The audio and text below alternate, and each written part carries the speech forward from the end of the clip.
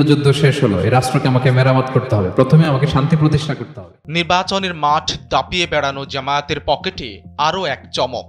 দেশের তুমুল জনপ্রিয় ইসলামী বক্তা মিজানুর রহমান আজহারী হতে যাচ্ছেন দলটির তুরুপের তাস।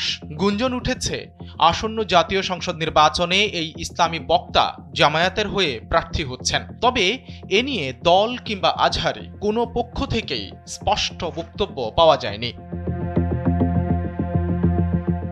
বুধবার ডক্টর মিজানুর রহমান আজহারীর সঙ্গে জামায়াতের আমির ডাক্তার শফিকুর রহমানের সাক্ষাতের একটি ছবি প্রকাশিত হয়। মূলত জামায়াতের চূড়ান্ত প্রার্থী তালিকা ঘোষণা করার কথা ছিল এই দিন।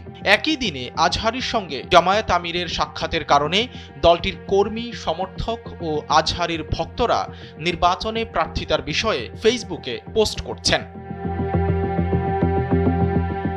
জামায়াতের শীর্ষ নেতৃত্বের একটি অসমর্থিত সূত্র সংবাদ মাধ্যমকে জানায়, দল চায় আজহারী নির্বাচন করুক, তবে তিনি এখনও এ বিষয়ে সিদ্ধান্ত জানাননি।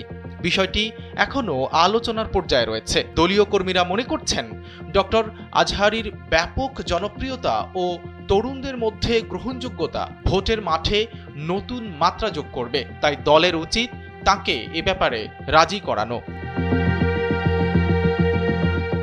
জানা যায়, আসন্ন জাতীয় সংসদ নির্বাচনে যাত্রাবাড়ি ডেমরা নিয়ে গঠিত ঢাকা ৫ আসনে দাঁড়িপাল্লা প্রতীকে লড়বেন মিজানুর রহমান আজহারী।